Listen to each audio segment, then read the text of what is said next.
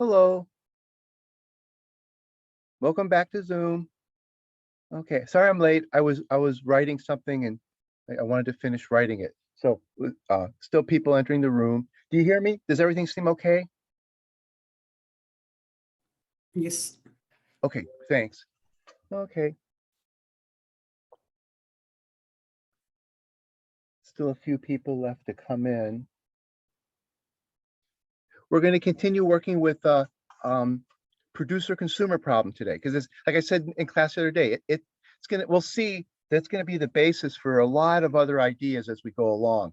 And the reading from last week is a pretty good one. This one explains producer-consumer pretty well. Let me see. Today we're excuse me. Today we're going to talk about something called well, we're going to talk about this idea of monitors a little bit more. The terminology is confusing. What we're going to talk about today is usually called condition variables. See, I'm trying to remember where it is in here.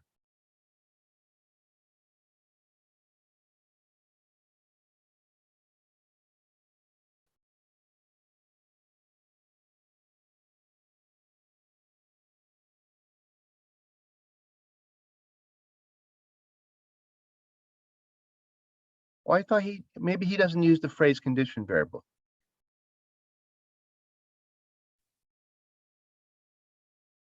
No. Oh, wait a minute. There it is. I'm sorry. There.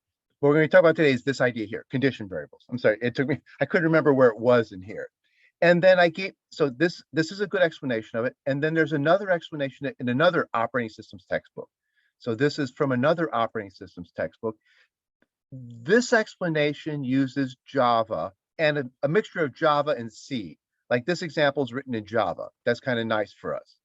This book uses C. It uses pthreads, but we've covered pthreads. So we use this book for the introduction to pthreads.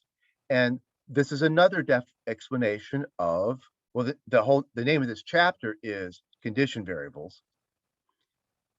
And it's going to be, condition variables help you solve the bounded buffer problem.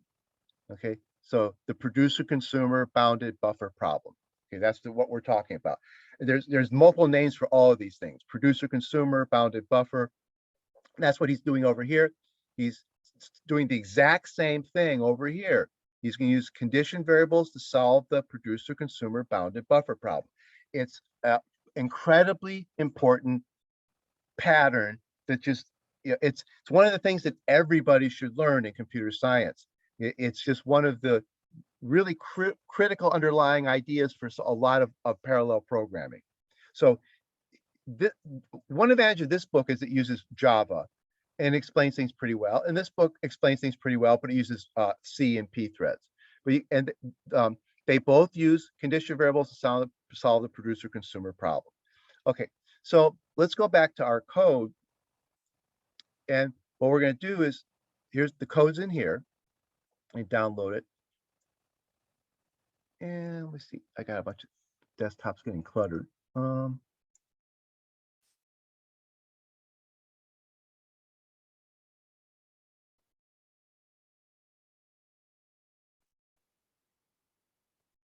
Okay. There's the folder.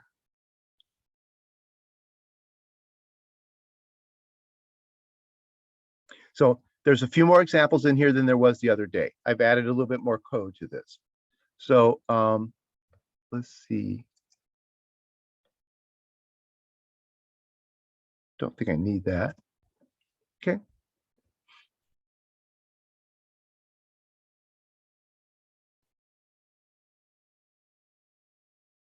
Oh, darn it.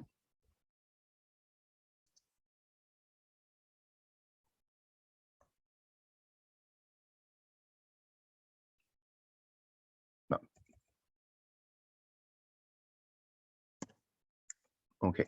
Yeah. So this is the one this is what we were working on the other day. And okay, let's go back. Okay, remember, we're trying to solve the bounded buffer problem. And I drew a picture of it up on the board last time. So you've got a producer and consumer, and there's the pipe between them. and you have to protect the buffer that's between them. You can't let it overflow or underflow.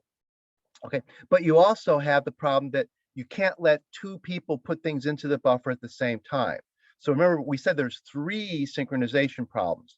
There's the mutual exclusion problem, then there's preventing underflow of the buffer, and there's preventing overflow of the buffer. Mutual exclusion means that you don't let two people into the buffer at the same time. Underflowing, it means you don't let the consumer take something out of an empty buffer, or that you don't let him remove the same thing twice from the buffer. Both of those would be considered underflowing. And overflowing is you don't let the producer put something into a full buffer. Okay, so there's three synchronization problems. Now, in this example, well, actually, if we go back a step, in this example, we didn't solve any of those synchronization problems. Okay, this was our starting point. We have a one slot buffer that but the slot in the buffer is two numbers. Okay, and the two numbers are supposed to be updated at the same time. So if you update counter one, you're supposed to update counter two at the same time.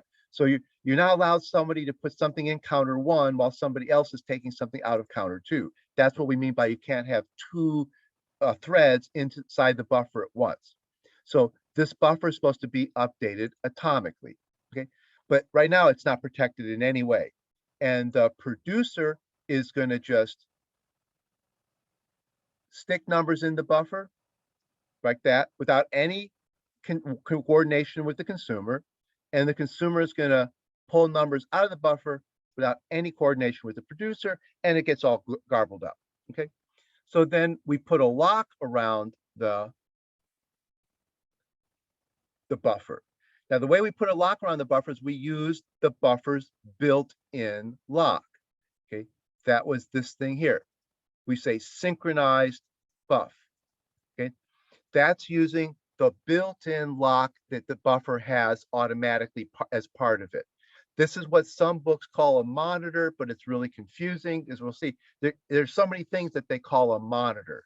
Okay, but in some books refer to this built-in lock as a monitor. Okay, now I rewrote this example with an explicit lock. Okay, that's this one here, the next version, Mutex Reentrant Lock. Now, here I'm importing something called a Reentrant Lock. Okay, this was added to Java a few years ago. And what it does is it more or less takes the lock that was inside every object and just make it available to you as a separate lock. Okay, so we say they exposed the locks that were built into objects. So now you can basically use a lock without having to have it be inside of some object. So over here, I'm going to import the java.util.concurrent.locks.reentrant lock. Okay, so I'm importing that class. Okay, and then I give the buffer an explicit lock.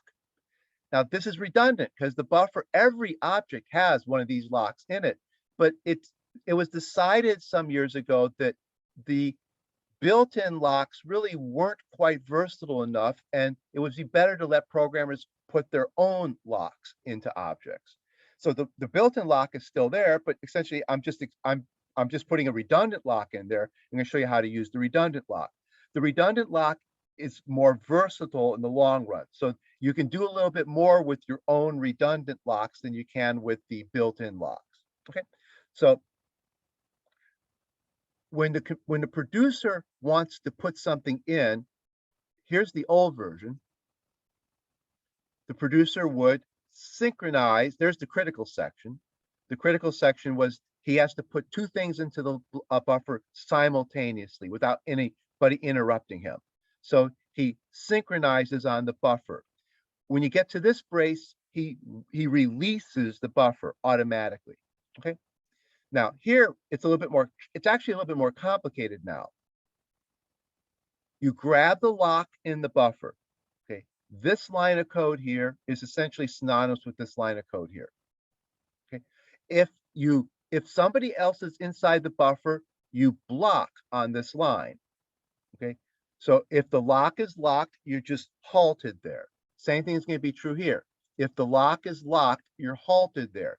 If the lock is not locked, you're allowed to go on, but you own the lock. So anybody else that tries to lock that lock would be halted. Okay. Now you have to write a try finally block. And here's the critical section. Then the finally is where you release the lock. Okay. Now you don't have to write it this way. You could write it a less idiomatic way by just doing this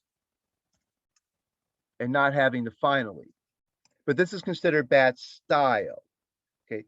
The reason this is bad style is you own the lock. You do some things. What if your program, what if you goofed up and you returned, or you called some other function, or you did something before you unlocked the lock? You could end up essentially leaving the room with the lock still locked. Okay. And see, that can't happen here, because here you grab the lock and here you release the lock automatically. You don't have to remember to release the lock. Over here, first of all, I could forget this line of code. If I forget that line of code, if I mix up this code with this code, I might just think, oh, I grab the lock and then I do something and then I go on. Okay. Here you have to explicitly release the lock yourself. You have to unlock it. And it's considered unwise to unlock it this way. It's just better style to unlock it in a finally block, because the finally block is guaranteed to be executed no matter what you do inside here. Even if you execute a return statement or throw an exception, it doesn't matter what you do inside this try block, this is going to get executed. And it's a quirky little feature. I mean, try finally blocks are important. There's another thing that was added to Java later on, same with C++.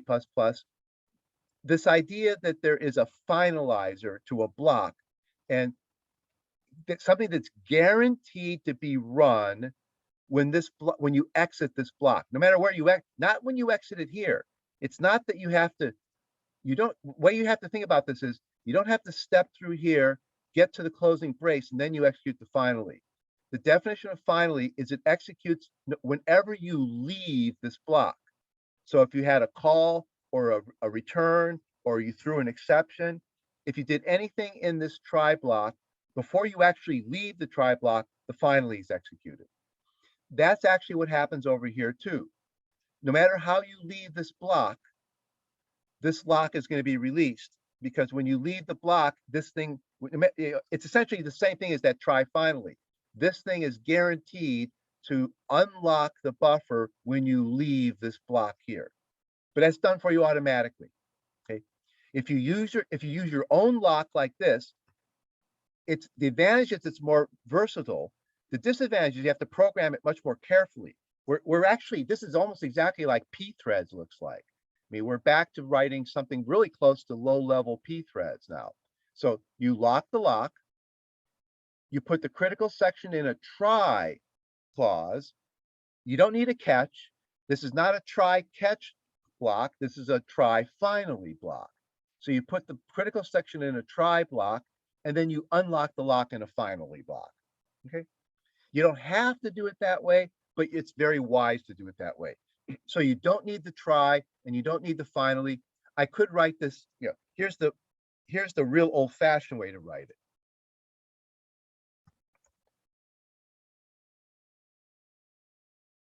No try finally. Okay. Here's the critical. Okay. Then the critical section is essentially some people used to write it like this. You lock the lock. Here's the critical section. And people used to indent it because to them, logically, this is a block inside of you owning the lock. And then you release the lock. Okay. But there's nothing that forces you to write. This is the old-fashioned way to write it before they invented try finally blocks. Grab the lock, do what you need to do, release the lock. This is how you would write it in C.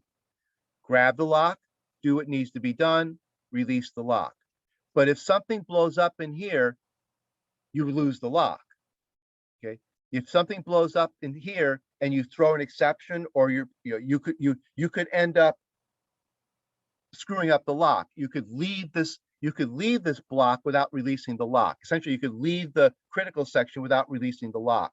So this is considered real risky. So people don't this would work. This would work properly, but it's a risky way to write it. Okay. The idiomatic modern Java way to write it is like that. Lock the lock, put the critical section in a try block, put the unlock in a final clause. Okay. Now that same lock is used in two places, because remember, there's one critical section.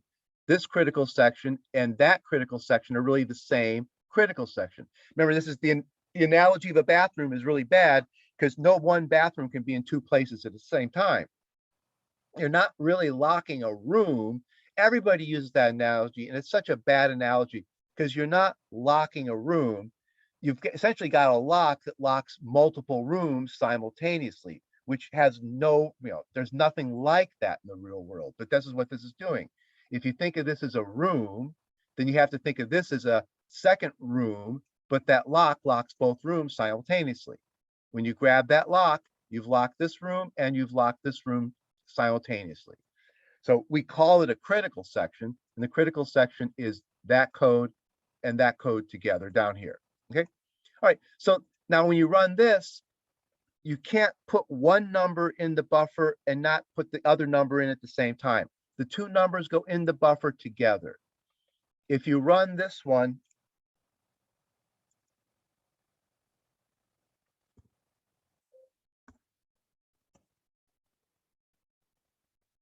the numbers can get goofed up in the buffer. That's where the bingo came in. And it takes a while sometimes to get one.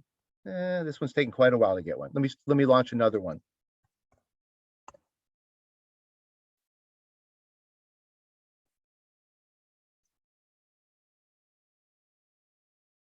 Oh no, I'm sorry. That's not the both. That's the protected one. I'm sorry. This is the one that these are both protected two different ways. This is the one that's unprotected.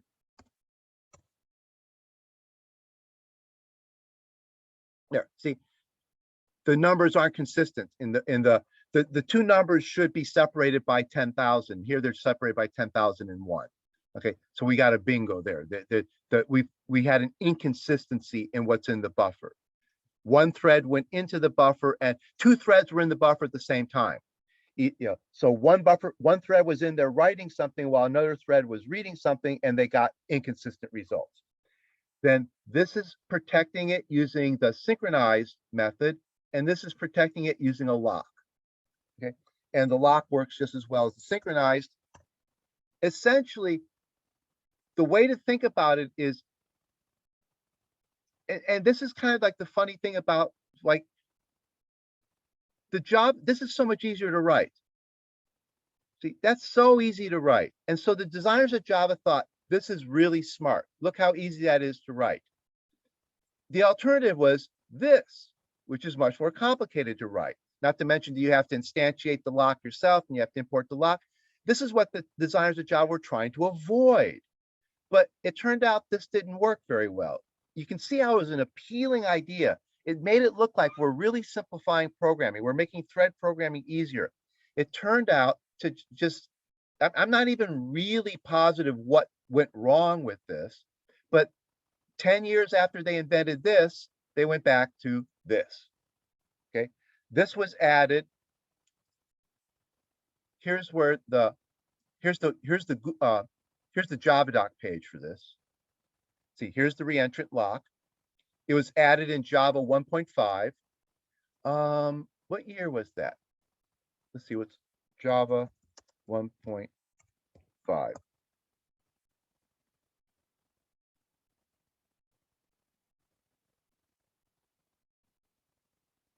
Oh, let me just history of Java.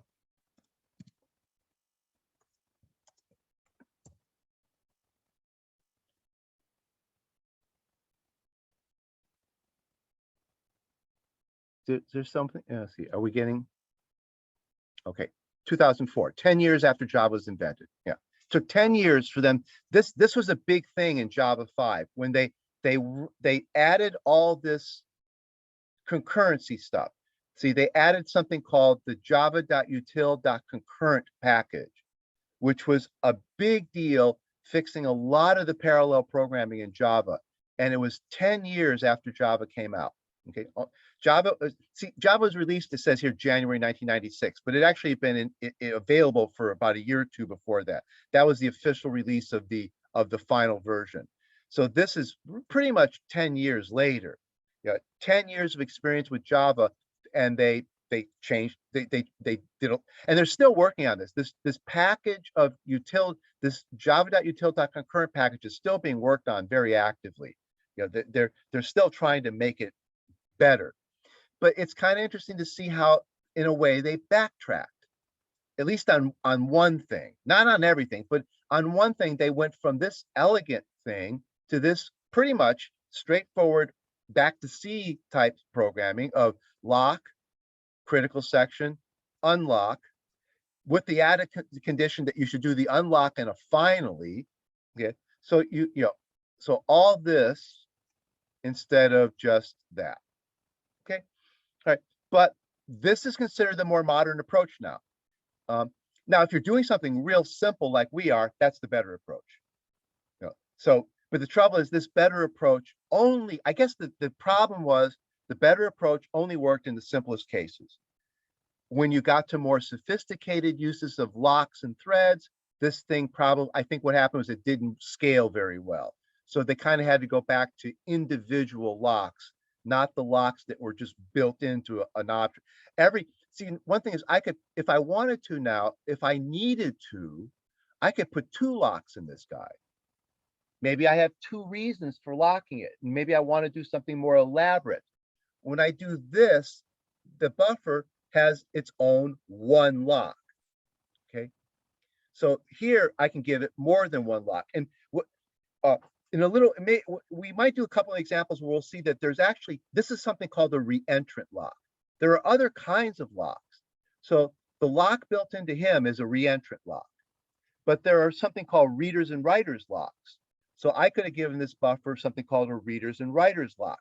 You can't give this buffer a readers and writers lock because it's only got the 1 lock and it's a Reentrant Lock. Okay, so the Reentrant Lock is essentially the simplest kind of lock.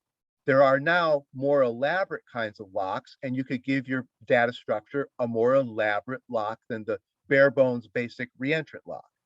So I think the pretty idea turned out to be too pretty and too restrictive. It just didn't scale to more complicated examples.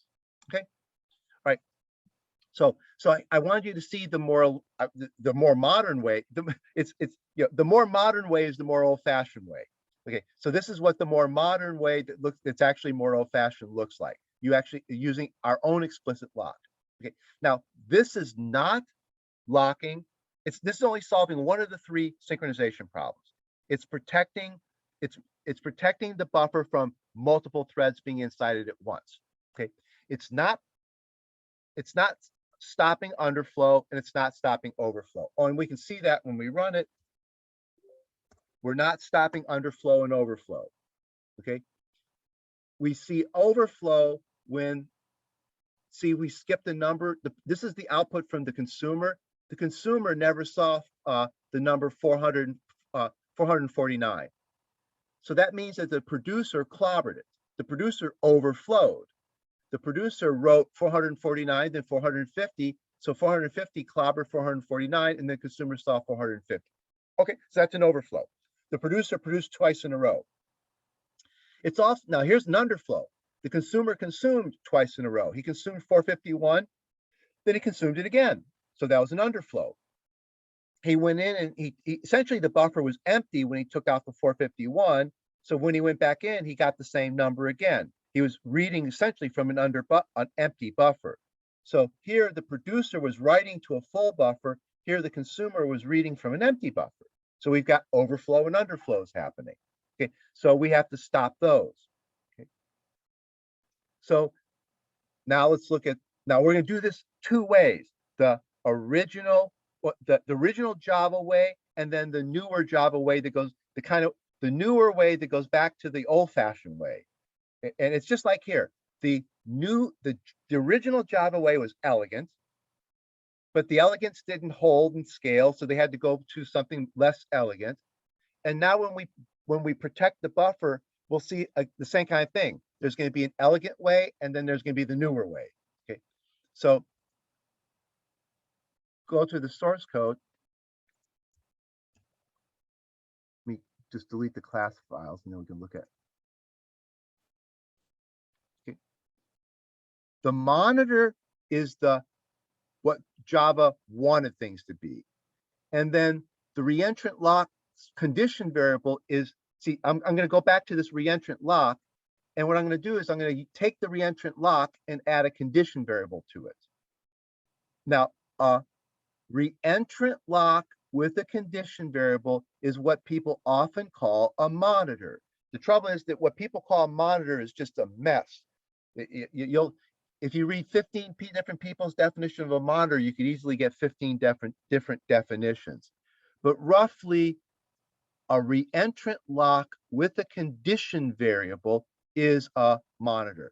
And that's actually what Wikipedia takes the point of view. Like, here's the Wikipedia entry for condition variable. If you look up condition variable in Wikipedia, you get monitor. Okay.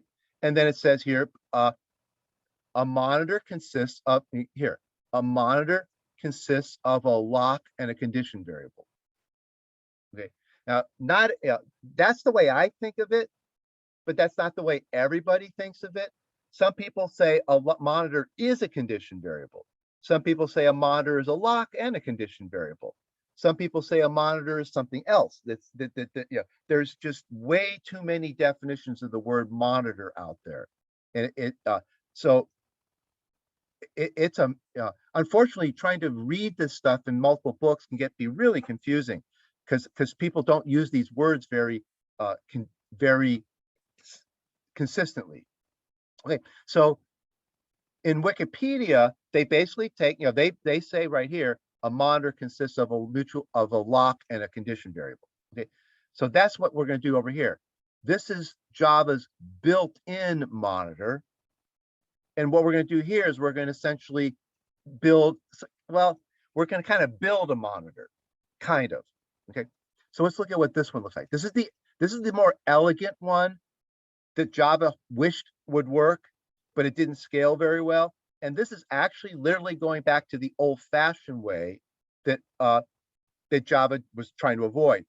And if you look in this reading here from this operating system book, this describes the old-fashioned condition variable the classic way in C, which is what Java was trying to avoid, but that's what Java is back to. So what we're going to write Java that looks exactly like this C. In here, he describes condition variables using C, and we're actually going to end up writing Java code that's exactly like this C code. The Java code tried to make progress, and then the progress didn't work very well. Okay, so let's look at the elegant version. Okay, so I wrote that this uses a monitor, and that's actually the way the other book presents it too. The other book presents this as a monitor. Okay, so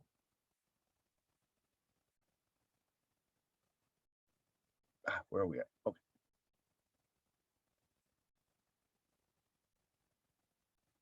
I'm sorry. Okay, here's the buffer. We put this one extra variable in the buffer. That variable tells us where the buffer is empty or full. Now, no piece of data, no memory can actually ever be empty. You can't look in a variable and see if it's empty or not, unless you have some sort of sentinel value. But we're not, but even that doesn't work very well. Okay, so we take it for granted that you can never look at a variable and tell whether it's empty or not. So we put a flag in there, and that flag is often called a condition variable. I have the condition of the buffer being full or the condition of the buffer being empty.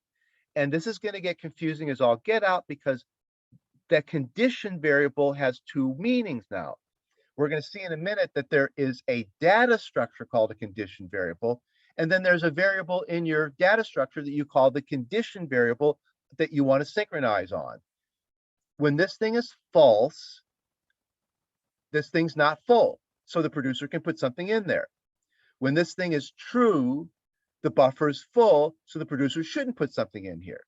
When this thing is false, it's not full, so the consumer shouldn't take anything out. When this is false, when this is true, it's full, so the consumer can take something out. So this is essentially the flag that's supposed to tell the producer consumer is it's okay to do what they want to do. This flag essentially synchronizes the producer and the consumer. Okay, so here's how we're going to use it. Okay, it's a little bit tricky. It's like a little elaborate dance. Okay, the producer here, we're looking at the producer code here. The producer locks the buffer first. Okay, so he's got exclusive use of the buffer. So now he can look at this variable here essentially without anybody touching it but him. So he's going to first check that variable. And he wants to know, is the buffer empty or full? Because if he's a producer, if it's empty, he can put something in it. If it's full, he has to wait somehow. So then he checks this variable. Okay. If the buffer's full, the producer is supposed to wait. Now, here's something, this is what people sometimes call the monitor. The wait function, every object has a wait function. Okay, let me go back to Java now. The Java,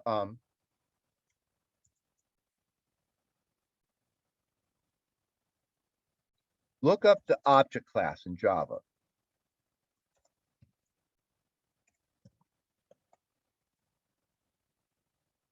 What's in an object? Every object has a wait function. Notice that there's almost nothing in an object, but one thing that every object has is a wait function.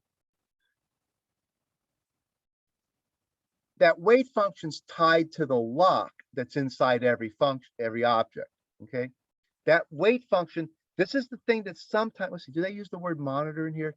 This wait function is what many people refer to as the monitor. There's the lock that's built into every object, and then there's this wait function. And the wait is tied to the lock, and it's often called the monitor. They don't use that word here.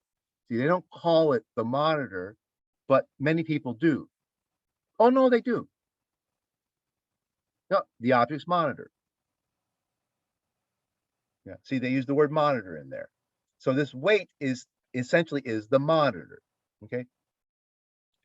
So what happens when the code, we know what should happen. If the buffer's full, the producer has to wait. So he calls this wait function. Now, gotta be careful. He owns the lock. He's locked himself in the room. If he blocks, who else can get in the room? But this monitor is tied to the lock. So what it does is when the producer waits, the lock is unlocked automatically. Now, if you use a room analogy, he's in the bathroom and it's locked, but he can't do anything. But he can't leave the bathroom, but he can't, he has to let somebody else come in. So what you think of is he's magically transported to a waiting room and the bathroom's unlocked. People call this the 3-room analogy. You'll see a bunch of pictures on the internet. Let's see if I get one of them.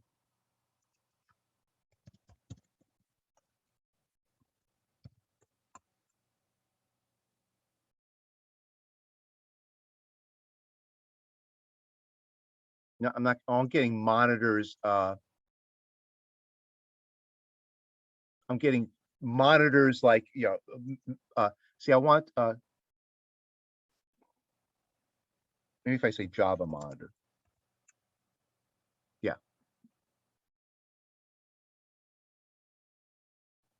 It's called the 3-room analogy.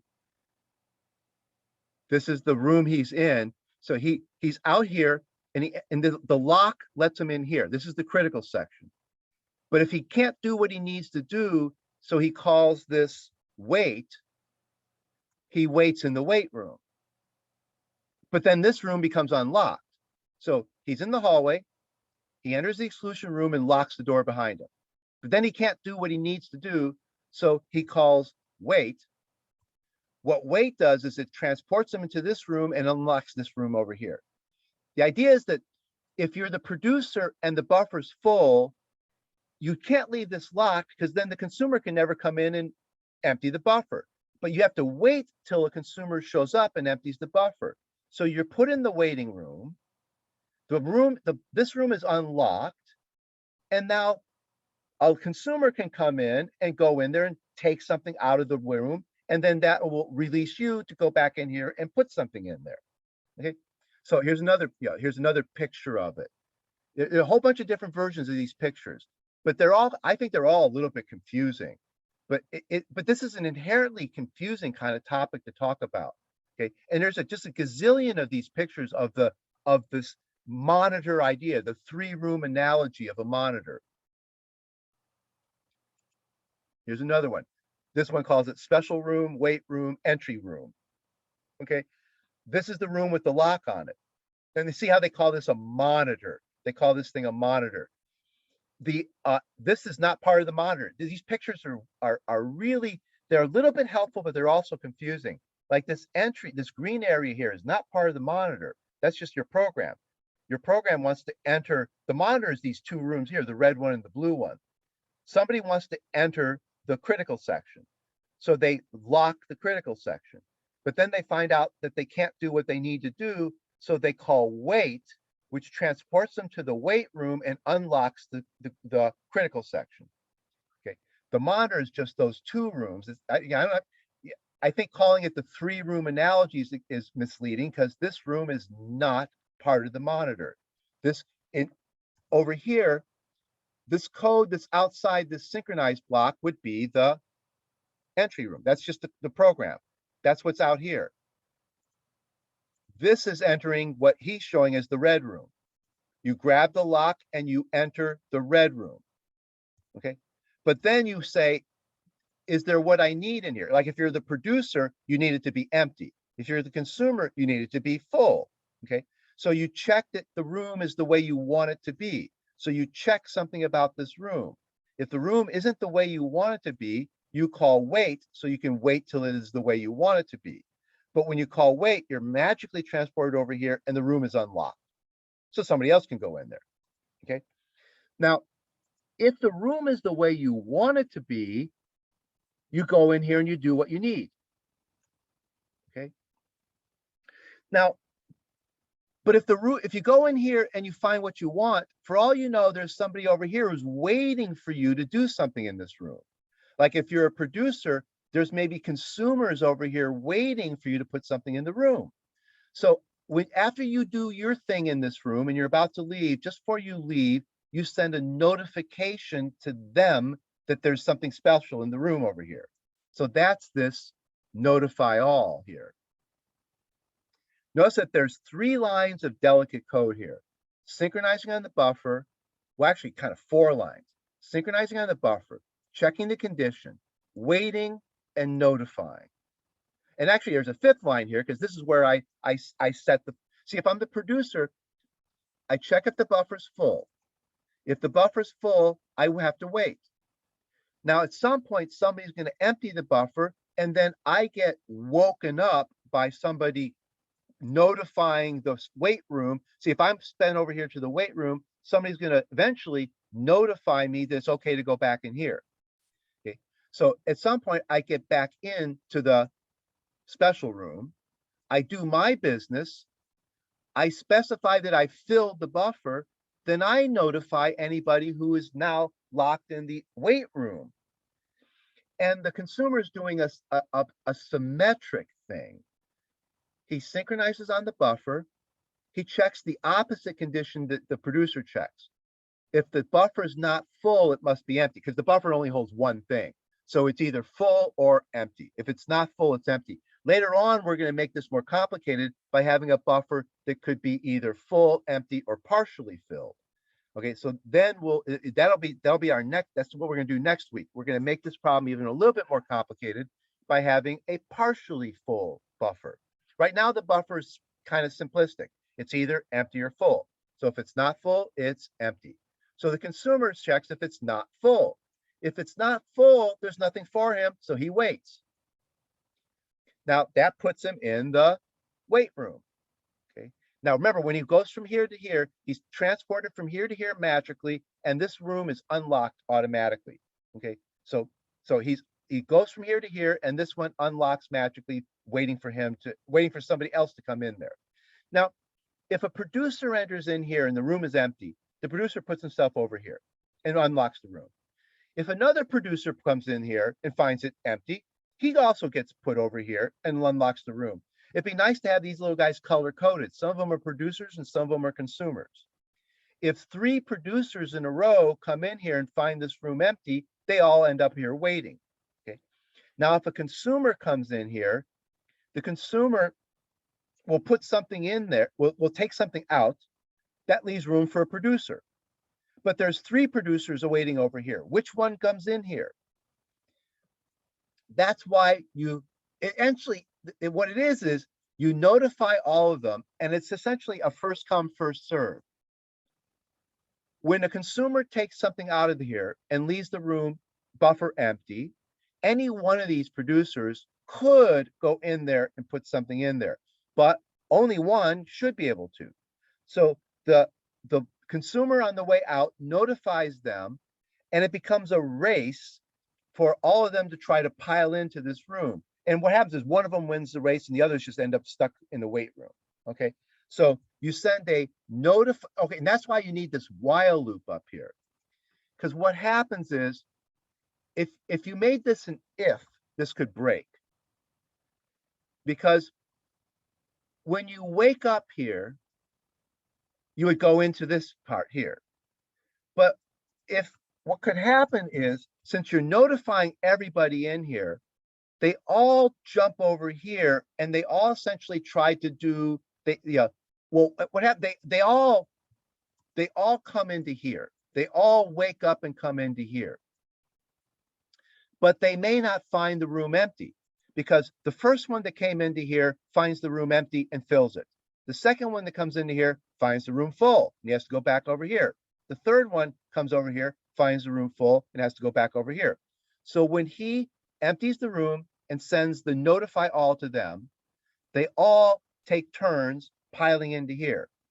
The first one that piles into here, he sees it not full, but the others will see it full. So this is a notoriously tricky, easy to goof up little piece of code. Okay. This is the classic monitor, and we're going to make it even worse in a minute. Okay. This is actually the slightly easier version of it. Okay. This is using what Java wanted to work, using the monitor that's built in to every object. Okay. Notice that I wait on the buffer. I synchronize on the buffer. I wait on the buffer. This is all being done on the built-in lock that belongs to the buffer. I notify the buffer. Okay. Okay. So I'm using the built-in monitor that's built into every object. Just like before, when we just did this one here, this is locking the built-in lock. This is now waiting and notifying the built-in monitor. Okay. This is synchronizing on the built-in lock. This is waiting and notifying the built-in monitor. Okay. And this works. Again, you have to read these together. The producer okay, this one's the producer. Producer comes in, locks himself in the room. He's the only person in the room, so nobody else can go in there and screw things up while he's in there. He checks if there's anything in the room. He's a producer. If there's something in the room, he can't put another thing in the room. So he waits. Now, when he waits, he actually leaves the room and goes into some other wait. He actually goes into a wait state, but he unlocks the room. So he's now unlocked the room. He's the room calling wait unlocks this lock that he's owned a second ago. Okay. If another producer comes in, same thing will happen to the other producer. He'll lock the room. He'll lock himself in the room, find out the room is full, and he'll also wait. So now there's 2 producers in the wait room. A consumer comes in. The consumer locks himself in the room. Now, the consumer checks and sees that the room is full. So there's something for him to take. The producers had already filled the room, and now the extra, the producers had put one thing in the room, and then they tried to put another thing in and tried to put another thing in. So now you had two producers in the waiting room. The consumer comes in and says, oh, there's something for me. So he skips over the wait and he goes in here and he starts taking what he needs. Okay, he consumes the thing in the room. He points out that the room is empty now, and then he notifies any producers that are waiting on him. Now, there may or may not be producers over here. If he notifies and there's no producers over here, then it doesn't matter. But if there is a producer over here waiting for this room to be empty, when he calls notify all, that triggers the producers to come out of the wait, but then they come back to the while loop. And that's if they didn't come back to the while loop, and if there were two producers in there, they would go from here to here. See, if this was an if, not a while, producer one would come out of the wait and go into here and put something in the room. But then producer two would come out of the wait and go into here and clobber the thing that's in the room, and the code would be broken. This is immensely complicated in a way. Just the fact that if I change that change that while to an if, it breaks the code, means that this is really easy to break this code. There's an incredible number of ways you can goof up this code. And a classic way to goof it up is to put an if here instead of a while. Okay, because every once in a while you do write it with an if statement instead of a while loop. Though you'll find style guides that'll tell you never write a monitor with an if statement, because it's 99 times out of 100 the wrong way to write the monitor. But sometimes it is the right way to write the monitor. Every once in a while, an if statement's better than a while statement. But most of the time you should have a while statement there. When you come out of the red room, when you come out of the wait room, back to this room here, you can't assume that what you want is in this room. You have to go back and check that what you want is in the room. Okay, if you use the analogy of the room, when you come back from the wait set, when you get transported from here back to here, you can't assume that just because you got brought back here, everything's okay. You have to check. So you come out of the wait room, back to the locked room, and you should check again that what you want is really there. Okay. If what you want is there, then you go do your business, mark that you've filled the room, and then you send a notify to any consumers that were waiting. Okay. All right. So this is the classic bounded. This is the pattern for a bounded buffer. Yeah. Okay. Now, if you run it, it works fine. Compile it. Now, if you notice, now the producer and the consumer are running in sync. The producer puts one word number in it, the consumer takes the number out. The producer puts a number in, the consumer takes the number out. The output isn't synchronized. So it looks like there's two outputs from a consumer in a row, but there isn't. What happened is the outputs are just not in sync. The consumer consumed 41, the producer produced 41, the consumer consumed 21, the producer produced 42, the consumer consumed 42, but the outputs don't have to get printed in the right order. So we got two outputs from the producer, then two outputs from the consumer. That's just the output being unsynchronized. Okay. If I put these printfs, if I move them inside the critical section, I would get, I wouldn't see those. I would see this thing look better. But the trouble with that is putting a printf inside of a critical section is considered a wrong thing to do, because printfs take a long time, and that essentially would be slowing down this program. So you're not supposed to do IO when you're inside of a critical section. Okay, that's an example of why you have to worry about that finally clause. If you call the IO operation inside here when you own the lock, and something goes wrong with the IO operation, it's possible for your thread to crash while it owns the lock. The IO operation could somehow fail. For example, the buffer might be full on the printf, and then you're trying to print this, but the output buffer of the printf is full, and then you block on that, and you could cause all kinds of grief that way. Okay, you should never do an IO operation inside of a critical section. If I did the IO operation in the critical section, I'd get more logical output here, but that opens up the possibility that my program could get all messed up. If this printf was printing to a pipe, not to a console, this printf could be printing to a pipe that could fill up. If the printf was inside here and the printf blocked on a full pipe, this whole program locks, because then somebody's in the weight room, but he's not in the weight room. Somebody's in this special room with it's locked, but he's actually off doing a printf, and the printf is blocked on him. So he's actually left the room locked. He's off doing a printf, the printf blocked on a full pipe, and now nobody can get in that room. Nobody can do anything. That's called a deadlock. Okay. So you're told you should never do IO while you're inside of a critical section. Now, on your hand, if you want to do the IO in a critical section, there's absolutely nothing to stop you from doing it. It'll compile, yeah, it'll run. Okay, let me see. If I put, let me move those IOs, both of them, into the critical section.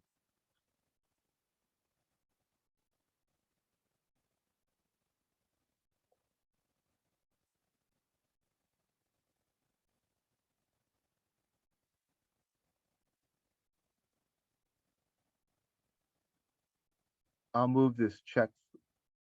Well, the bingos can never happen anymore. So what I'm going to do is I'll just move this in here, and I'll just get rid of this whole if statement.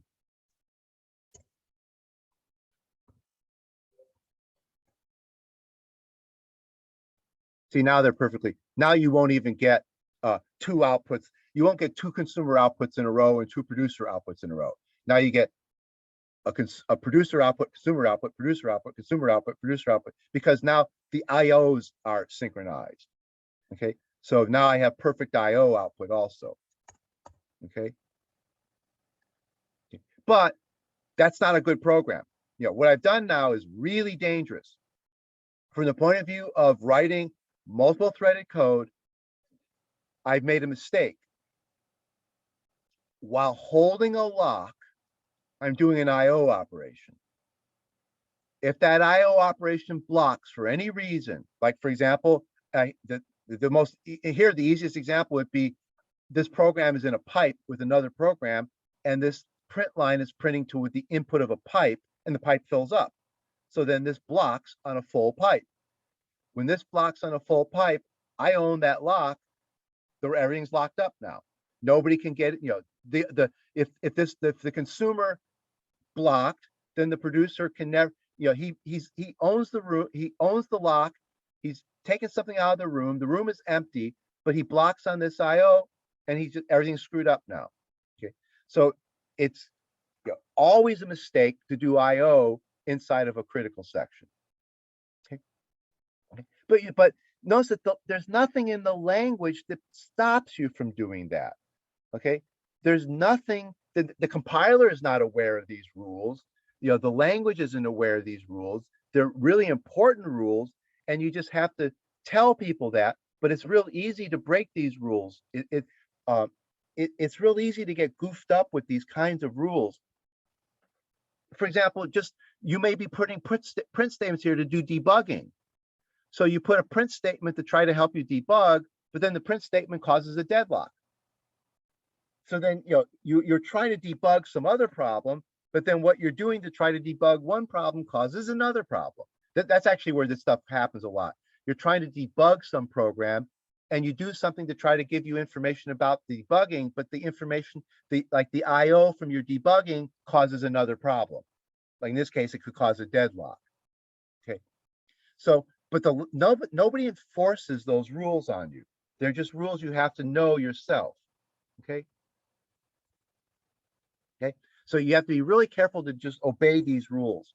Now let's do this the other way. This was what Java originally wanted people to do. This is using the wait and notify that's built into the monitor that's in the object. Now here's what it looks like if you do it the more modern way, which is actually the more old-fashioned way. Okay. Now I'm going to import a reentrant lock and a condition variable. So I'm going to import two things in from this util library. Okay, the concurrent library, a lock and a condition variable. Okay. In the buffer, I give the buffer a lock. Now here's a tricky thing. I build a condition variable on that lock. The condition variable is tied to the lock. Okay, so I build something called a condition variable based, so you notice how I instantiate the lock. Then on the lock, I call this factory method new condition that builds me a new condition variable. So this is a factory method. You call this method and it builds an object, but it builds the object tied to this lock. So we call this a condition variable on that lock. Okay. That's done for you automatically. This wait and this notify are on the buffer, but they're actually on the lock that's built into that buffer. So the lock on that buffer, the wait on that buffer, and the notify on that buffer are all tied to the same lock. Over here, I have to do that myself. I create the lock, then I got to make sure that I build the condition variable on that particular lock.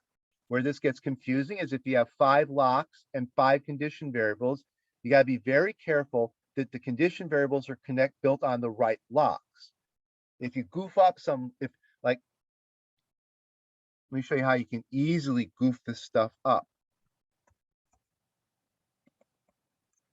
You've got lock 1 and condition 1 and lock 2 and condition 2. Condition 1 should be based on lock 1. Condition 2 should be based on lock 2. But suppose you accidentally do that. Copy and paste. Now you're all screwed up. Your program's not going to work, and it's going to be a heck of a time figuring out what's going wrong because you've got 2 condition variables tied to the same lock. Believe me, these are the way people make mistakes, and it can be really hard to find these. And when there's 20 locks in a program, and this was supposed to be on lock 2. But this is where people can easily make a mistake. I have to have the condition variable built on a particular lock. There's nothing to force me to do that. This will compile fine. If I build 2 condition variables on the same lock, who cares? Yeah, if I think that's the right thing to do, the compiler is going to do it, but that's not what I want. But it's very easy to get this stuff all mucked up. Okay, so I have to be really careful now to build a lock and a condition variable on the lock. So here I have just one lock and one condition variable. Okay, so I've got a lock and I've got a condition variable on the lock. Now here's how they get used. Notice I've got a whole bunch of tries, while loops, finallys. This stuff is getting hairy, and it's okay. So grab the lock. Here's the critical section. The finally unlocks the lock. So that's what we did before. Grab the lock. If you get the lock, you put everything you're going to do with the lock in a critical section, and then you have a finally clause after that. What do you do inside the critical section? Well, it looks a lot like what we wrote before. The producer checks if the buffer's full. If the buffer's full, notice they changed the name. Over here, he waited. Now, I'm not sure why, he doesn't wait, he awaits. So he awaits on the condition variable that's tied to the lock that he locked over here. Okay, so here's the lock that he locked. He's awaiting on the condition variable tied to that lock. And if he awaits on a condition variable that's not tied to this lock, it just gets all mucked up. And it becomes really hard to figure out what's going on. So now this is the variable that tells us whether he should or shouldn't block. Some people, that's the condition variable. See, the condition is the buffer empty or full? But the condition variable is this object here. Notice that this stuff is really, this thing is called a condition variable object. This is my variable that is the condition that I'm testing. Is the buffer full or empty? And people get really, I have a condition variable object and I have a condition variable that I check. The condition variable that I check is not the condition variable object. Okay. I wish they'd come up with better names for this stuff. Okay. Here I'm testing the variable that tells me is the condition I want present. If I'm a producer, I want the buffer to be empty. If I'm a consumer, I want the buffer to be full. Okay. So I check for the condition to be what I want. If the condition's not what I want, I await on the condition variable. Okay. But that's awaiting on the condition variable object. Okay. And it's not waiting anymore now, it's await. Okay. So I wait on the condition variable object. Now that's exactly like it was over here. Okay. This wait here acts exactly like this await here, except that this wait here was on the built-in condition variable, those built into the object. Now it's await on the condition variable I defined that's tied to that lock. Okay. Now, just like before, when he awaits on here, he moves from the red room to the wait room, and the red room gets unlocked. So when he calls await, this lock becomes unlocked. See, that's why the condition variable needs to be tied to that lock, because when you call await on that condition variable, you have to unlock the lock that you've locked to lock yourself in the special room. So when you're in this special room, you've locked the lock. When you don't see what you want in that room and you teleport yourself to this room, you have to make sure that you unlock that room on the way over to there. Well, that's what ties this condition variable to this lock. You call await, that puts you in the blue room. In this picture, await puts you in the blue room, and you unlock the red room. You unlock the red room. Okay. Now, if you find the condition you want, you go in here and do your work. You set the condition to be what you want it to say that you filled it up. And now you send a signal. Here, they changed the name a little bit. See, it used to be you notified. Now it's you signal. These are synonyms, but why they changed, I don't know why they, why did they feel that, like maybe they thought this was less confusing. Okay, over here it's wait and notify. Over here it's await and signal.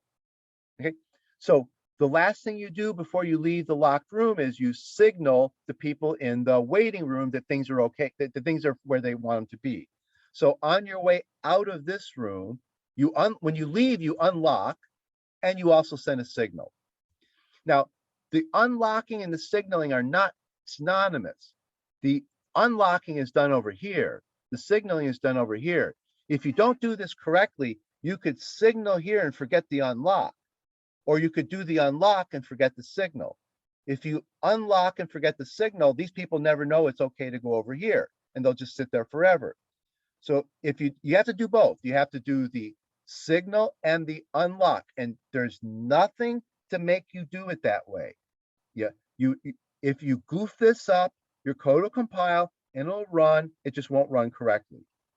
You have to signal the ones that are in the waiting room, and then you have to unlock the room on your way out. And you do need to do it in that order too. Okay. Actually, no, you don't actually have to do it in that order. You could reverse the order. You could unlock the room, and then after you left it, then send the signal. Actually, you can do it that way. People almost never write it that way. But my memory is I don't think there's any subtle bugs if you do it that way. So I'm not positive. Yeah. But it's almost always people, while they're in the locked room, they send the signal, then they unlock the room. But I believe it's okay to unlock the room and then send the signal. But see here, the order is send the signal, then unlock. Okay. That's the pattern that people are taught. I know the other pattern works, but it may not work all the time. I can't remember. I have a feeling that if you reverse the order of these, there are some times when it doesn't work properly. You know, that the reverse orders sometimes will screw up on you. Okay. So in this case, it would. In this simple problem, reversing that order would be okay. Okay. Now the unlock is in a finally clause. And now here, suppose I put this in here. That's the wrong thing to do. I'm putting a print while I hold the lock. That does not help. The finally clause doesn't help here. If this blocks on a full output buffer, the finally clause doesn't get called. But if this were to crash, the finally would be called. If this were to somehow error out, something really went wrong with the printf and it crashed or something, then you would get to the finally clause. But if this thing just blocks because it's a full buffer, that doesn't help you. The finally clause does not help you in that case. Okay, so you still can't put IO in a critical section. You're still not supposed to put IO in a critical section, because if that IO blocks, you're essentially, you've left the red room with it locked and you're stuck somewhere else, like in a line somewhere. You've left this room, you're in line somewhere that's going to take forever, and you've left that room locked. Okay, because you did an IO operation while you're in this red room, which you shouldn't do. Okay, so, and the finally clause doesn't solve that problem. Okay, all right, so now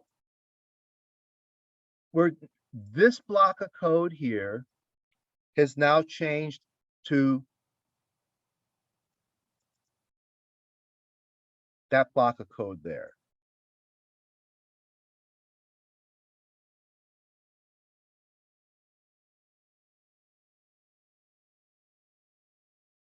Okay, so you can kind of see them side by side now. Okay, here's what Java wanted it to be in the original design of Java. You know, essentially the built-in monitor. You got this monitor built into every object. This is what the code for using the built-in monitor. This is the code for, essentially, I'm building my own monitor over here. The lock and the condition variable combined. Remember, the Wikipedia page said that, where is it? Remember, a monitor consists of a lock and a condition variable. So what I've essentially done now is I built a monitor. Instead of using a built-in monitor, I've now built a monitor by defining a lock and a condition variable and tying over here. I created the lock, created the condition variable based on the lock. So I'm building a monitor. And now I have to do more code myself. The weird thing is that this is the modern way. It's just weird that this way didn't work. It's not versatile enough. It was a clever idea. It really looked like the right thing to do for the first few years of Java. And then over time, experience told them that this was too limited. They kind of had to go backwards to this more verbose, more basic way of doing things. This basic way of doing things is what is in this other textbook. That's this condition variables in C is the build a monitor yourself using a lock and a condition variable. Okay. And if you read this code, when you get to the producer consumer,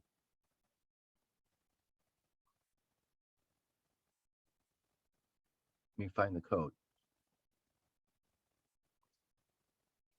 There's the mutex lock. There's the condition variable. Okay. Yeah. There's the data type for mutex. They don't call it lock, they call it mutex. And there's condition T is the condition variable. Okay. Then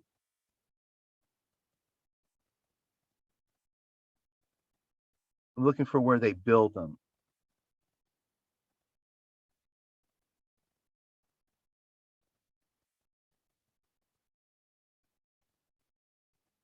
Oh, okay. This just shows the producer and consumer. It doesn't show the initialization code. Okay. Let me see. Let me find the. No, I don't remember. You have to, just like we had to do when you build. Here's the lock. Here's the condition variable. When you create that condition variable, you have to tell C that that condition variable is tied to that lock. They're two variables, they're two data structures, but you have to make sure that this condition variable is tied to that lock. And now I don't remember where the line of code, because this isn't the complete program here. So I'm trying to remember where he put the line of code where he shows you how to instantiate the condition variable and make it tied to the lock. We did it in Java with this factory method. Okay. This factory method in the lock builds the condition variable based on that lock. So they put the factory method in the lock to build a condition variable based on that lock. So it's real important that the condition variable be tied to the lock, because the way you use it, they're really, they're tied together.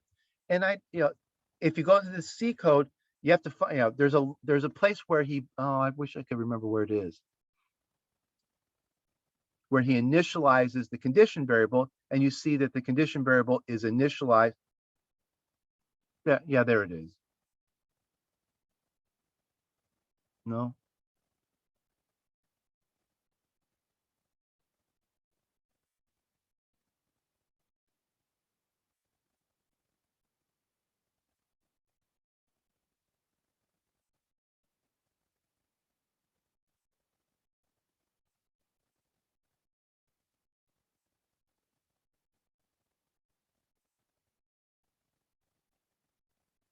Oh, I'm sorry. In C, it's a little bit different. No, you build the mutex and you build the condition variable separate. It's when you call the condition variable, you have to tell it what. See, when you lock the lock, you lock the mutex, and then when you where's the condition? You do it when you call the functions, not when you instead. Here it is. When you wait, you have to say, I'm waiting on this condition variable and this lock. Yeah. So you have to pass two parameters to wait. You say, I'm waiting on this condition variable and that condition variable and this lock. So the condition variable and the locks aren't tied to each other like in Java. They're separate from each other. But when you call await, you have to pass both of them to await. So it's a little bit trickier in a way.